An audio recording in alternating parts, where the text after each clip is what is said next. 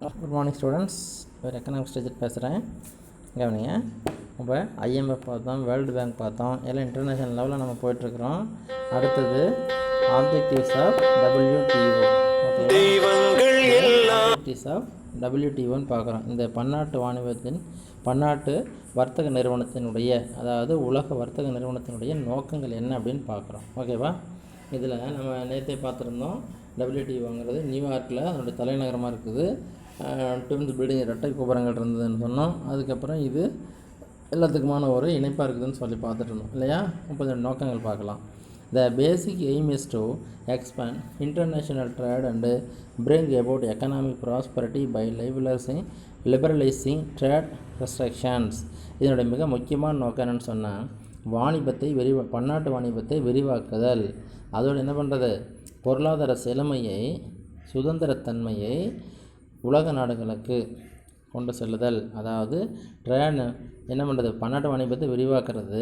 அதோட economic prosperity, பொருளாதார செழுமையை, சுதந்திரத்தை வாணிபத்தின் மூலமாக வாணிப கட்டுப்பாடுகளை நீக்கி உலக நாடுகள் அனைத்திற்கும் வழங்குதல். இதனுடைய மிக முக்கியமான நோக்கம். தேவையில்லாத கட்டுப்பாடுகள் எடுத்துடுறது, சுதந்திரத்தன்மையை கொண்டு வர்றது, அதோட வாணிபத்தை அதிகரிக்க செய்தல், பொருளாதார செழுமையை எல்லாத்துக்கும் கொடுக்கறது. ஓகேவா? இந்த to ensure reduction of tariff and other barriers. தேவையில்லாத இந்த தீர்வு வரிகளை குறைப்பது மற்றும் மற்ற தடைகளை நீக்குதல். பன்னாட்டு வாணிபத்திற்கான தீர்வு வரிகளை குறைத்தல் மற்றும் பிற தடைகளை நீக்குதல். to eliminate discrimination in trade. வாணிபத்தினுடைய பேதத்தன்மையை, வளர்ந்த நாடு வளராத நாடுன்னு இருக்கு இல்லையா, இது மாதிரியான வாணிப நாடுகளின் பேதத்தன்மையை நீக்கிவிடுதல். டிஸ்கிரிமினேஷன்னா பேதத்தன்மை. to facilitate higher standard of living. உயர்ந்த வாழ்க்கை தரத்தை உலகம் முழுவதும் ஏற்படுத்துதல். to facilitate optimal use of world's resources. உலக நாடுகளின் உலகில் உள்ள இயற்கை வளங்களை சரியான முறையில் உத்தம அளவில் பயன்படுத்துதல்.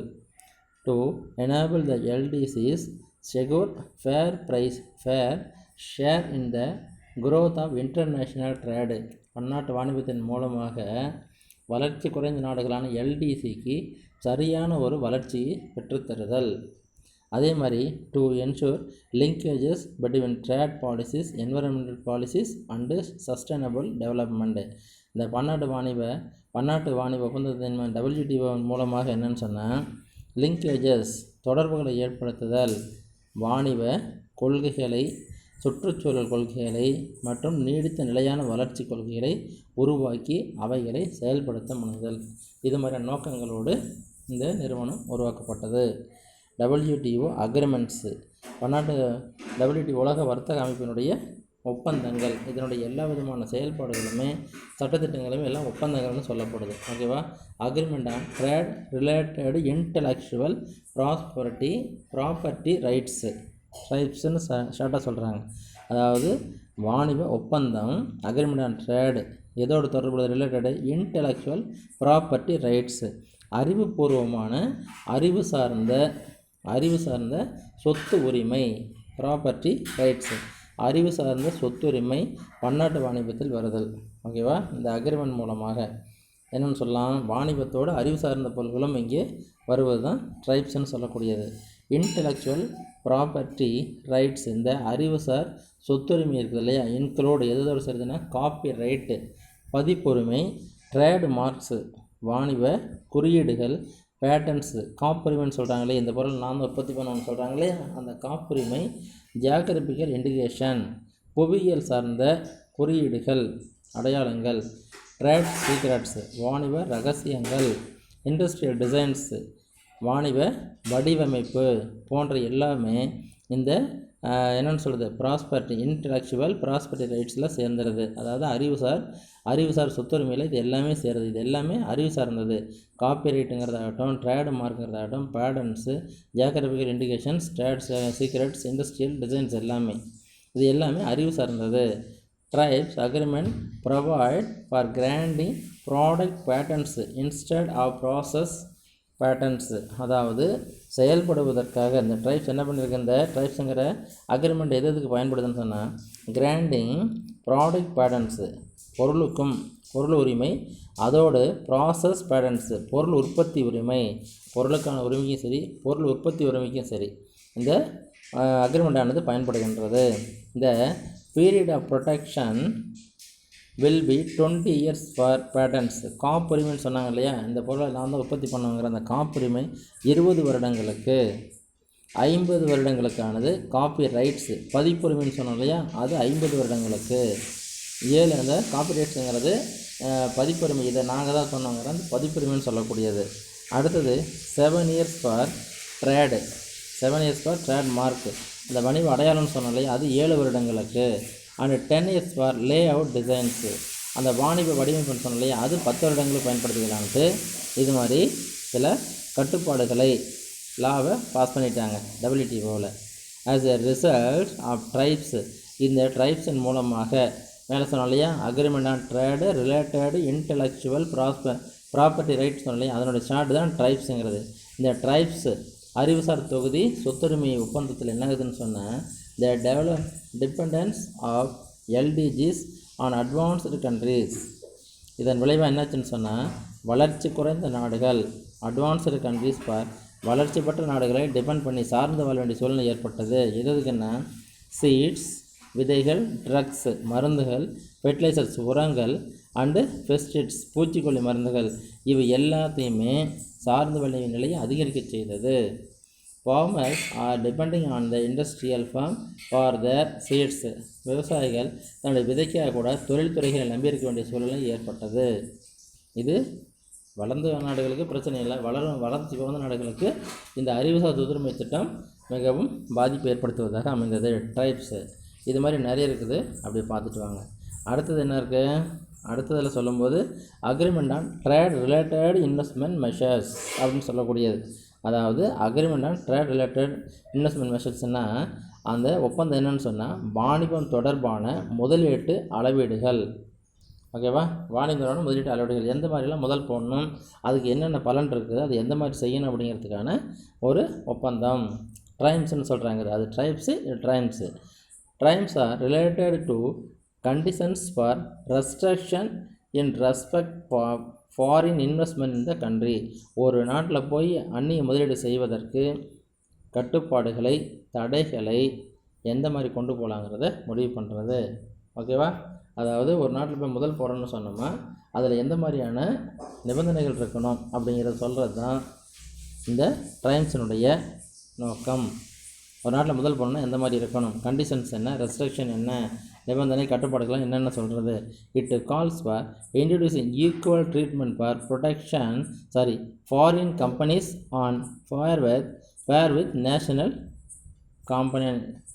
கம்பெனிஸ். அதாவது ஒரு நாட்டில் போய் ஒரு நிறுவனம் ஆரம்பிக்கப்படுதுன்னு சொன்னால் என்னாகணும், அது ஈக்குவலாக இருக்கணும். அதாவது அந்த உள்ளேருந்து வந்து சேர்ந்த அயல்நாட்டு நிறுவனத்துக்கும் சரி, உள்நாட்டில் இருக்கக்கூடிய ஃபேர் வித் நேஷனல் கம்பெனி, உள்நாட்டில் இருக்கக்கூடிய நிறுவனங்களுக்கும் சரி என்ன இருக்கணும், சமமான முக்கியத்துவம் தரப்பட வேண்டும், ஒன்று போலவே நடத்தப்பட வேண்டும்.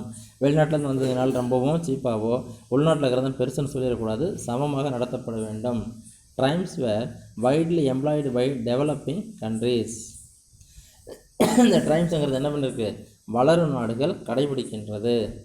இதை முக்கியமாக வளரும் நாடுகள் கடைபிடிக்கிது. ஏன்னா அவங்க தான் வளரும் நாடுகள் என்ன செய்வாங்க, யாராவது வந்து நம்ம வீட்டில் முதல் போடுவாங்களா, அதே மாதிரி நம்ம கம்பெனியோடு சேர்த்து அவங்க கம்பெனியும் சேர்த்து நடத்துவாங்களா அப்படின்னு எதிர்பார்க்குற இயல்பு தானே, அதில் நாங்கள் முன்னேறலான்னு. அதனால் வளரும் நாடுகள் இந்த ட்ரைம்ஸ் ஒப்பந்தத்தை ரொம்பவும் அதிகமாக கடைபிடிக்குது. Restriction on foreign investment on following grounds to be removed. கீழே காணப்படுகின்ற சரத்துகள் மூலமாக அந்நிய முதலீடுகள் கட்டுப்படுத்தப்படுகின்றது. ஓகேவா, அல்லது நீக்கப்படுகின்றது. எந்த மாதிரி, no restriction on area of investment. எந்த இடத்துல முதலீடு போடணுங்கிற கட்டுப்பாடு இருக்கக்கூடாது, எந்த துறையில் எந்த இடத்துல முதலீடு போடணுங்கிறது இருக்கக்கூடாதான். No binding on use of local material. உள்நாட்டு பொருட்களை பயன்படுத்துவதற்கு கட்டுப்படுத்தக்கூடாது. உள்நாட்டு பொருட்களை பயன்படுத்தணும் அப்படின்னு கட்டுப்படுத்தக்கூடாது. ஃபாரின் கம்பெனி வந்திருக்குன்னு சொன்னால் அங்கே இருக்கிற அந்த உள்நாட்டு இன்புட்ஸ் உள்ளீடுகளை பயன்படுத்தணும்னு கட்டுப்படுத்தக்கூடாது. நோ மேண்டேட்டரி எக்ஸ்போர்ட்ஸு, ஏற்றுமதிக்கு இந்த மாதிரி தான் செய்யணும் அப்படிங்கிறது இந்த அளவுக்கு செய்யணும்னு கட்டுப்படுத்தக்கூடாது. நோ கட்டாய ஏற்றுமதி, அதாவது மாண்டிட்டரிங்கிறது கட்டாயமானது, கம்பல்சரி. கட்டாய ஏற்றுமதிங்கிறது கூடாது, ஏற்றுமதி பண்ணாமலும் இருக்கலாம். அடுத்தது no restrictions on repatriation of royalty dividend and interest. என்ன இருக்குது? ரீபார்ட்டியேஷன், ராயல்ட்டி காப்புரிமை வாங்குறாங்க இல்லையா, அந்த காப்புரிமை ஆகட்டும், காப்புரிமையில் வருவதாகட்டும், டிவிடெண்ட் ஈவுத்தொகையாகட்டும், வட்டி தொகையாகட்டும், லாபத்தொகையாகட்டும், இதெல்லாம் என்ன பண்ணணும்? அங்கேயே தான் செலவு பண்ணணும் அப்படிங்கிறதுக்கு கட்டுப்பாடை கொண்டாடக்கூடாது. தேவைப்பட்டால் அந்த அயர்லாண்டு முதலில் போட்டவங்க அவங்க நாட்டுக்கு எடுத்துகிட்டு போயிடலாம், எந்த ஒரு கட்டுப்பாடும் கூடாது. No trade balancing requirement. என்ன பண்ணுமா? வாணிபத்தில் சமமான நிலையே இருக்கணும்னு எந்த ஒரு எதிர்பார்ப்பும் இருக்கக்கூடாது. That is imports not exceeding exports. இறக்குமதிங்கிறது ஏற்றுமதிக்கு சமமாக இருக்கணும் அப்படின்னு சொல்லக்கூடாது. தேவைப்பட்ட ஏற்றுமதி அதிகம் பண்ணிக்கலாம் அப்படிங்கிற மாதிரி ஒரு நிலை இருக்கணும்.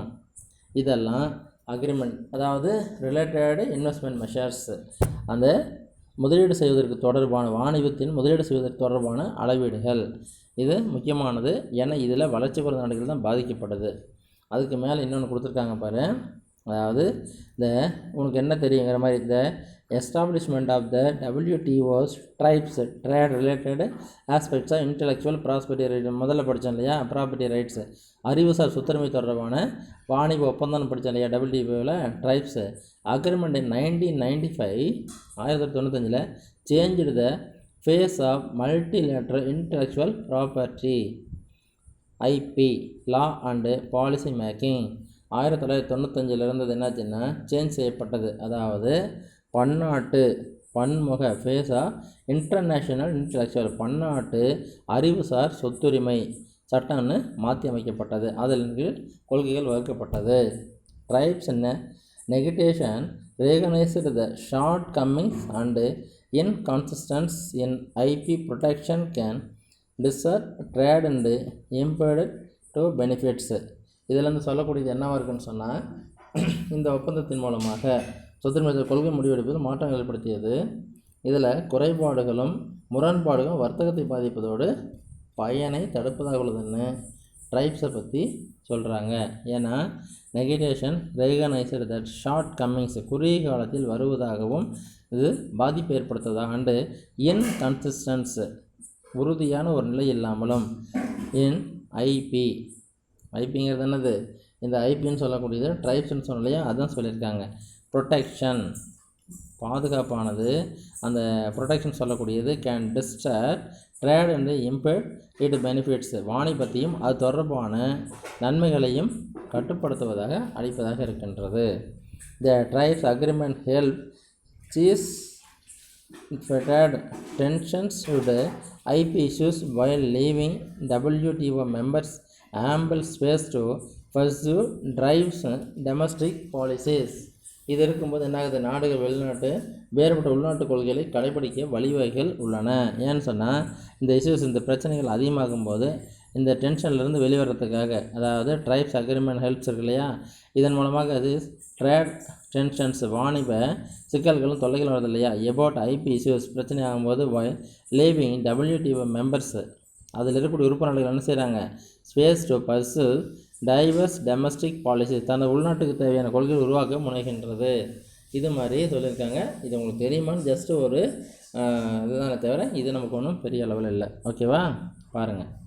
அப்புறம் அடுத்தது அக்ரிமெண்ட் பார்த்தோம், ட்ரைப்ஸ் பார்த்தோம். அதுக்கடுத்து வரக்கூடியது என்னது, general agreement on trade in services, பணிகள் தொடர்பான ஒப்பந்தம்.